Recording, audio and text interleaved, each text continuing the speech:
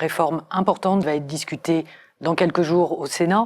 Pourquoi c'est si important de parler des infirmières? Parce que les infirmières, c'est environ 600 000 professionnels en France qui vont évoluer partout et dans tous les secteurs, que ça soit à l'hôpital, que ça soit en ville, que ça soit à l'école, que ça soit dans nos entreprises, au plus près de tous les concitoyens. Et nos parlementaires nous ont fait la surprise d'aller enrichir les travaux qui avaient déjà été imaginés, notamment en parlant de accès direct par l'infirmière aux patients. Alors qu'est-ce que c'est que l'accès direct?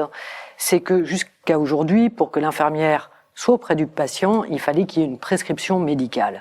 Et si cette réforme passe, eh ben peut-être que demain, l'infirmière pourra aller vers le patient avant même cette prescription médicale pour commencer à anticiper les soins, la collaboration, orienter le patient, etc. Je vous propose d'écouter un échange et l'avis, et c'est important, de l'Association des maires de France, parce que comme nous, ce sont des gens de terrain.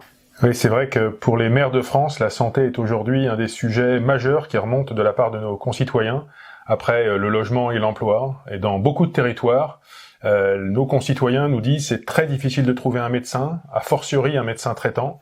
Parfois, il faut se déplacer loin, la permanence des soins, le soir, le week-end est aussi un problème, et quand l'hôpital est à plus de 3/4 d'heure, plus d'1 heure, ça devient très compliqué. Alors qu'il n'existe pas en France de désert infirmier.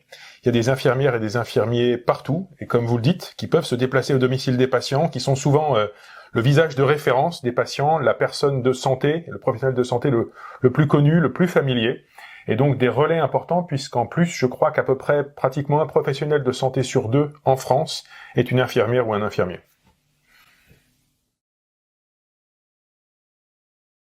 Elle va permettre également de répondre à une attente de nos concitoyens, puisque dans un sondage que nous avons réalisé en décembre 2024, 86% d'entre eux faisaient confiance aux infirmières et 85% d'entre eux pensaient que cela pouvait améliorer leur accès aux soins et leur prise en charge. L'Association des maires de France, dans leur analyse et dans les partages qu'on a pu avoir, pointe bien que dans cette notion de soins primaires, notamment, puisque vous l'avez aussi souligné avec nos collègues en exercice libéral, viennent répondre à des besoins et qui vont s'articuler aussi dans la fluidité des parcours. Aujourd'hui, on encombre aussi nos établissements hospitaliers avec des situations cliniques de personnes qui auraient pu se régler ailleurs. Quand on a par exemple des soins courants, des chutes, mais il n'y a pas forcément une réponse à apporter là, dans la proximité, donc du coup, voilà, la personne, elle va être dirigée dans un parcours de soins qui pourrait être beaucoup plus simplifié. Par ailleurs, ces nouvelles compétences qui vont être portées par cette réforme vont bien entendu être intégrées à une formation entièrement révisée, incluant le dispositif d'universitarisation, permettant effectivement à ces infirmiers d'avoir un socle de connaissances, de compétences, des apprentissages théoriques, des apprentissages cliniques qui soient à la hauteur de cette réforme. Ce qui est important, c'est que ces patients qui ont besoin d'un accès aux soins trouvent une réponse.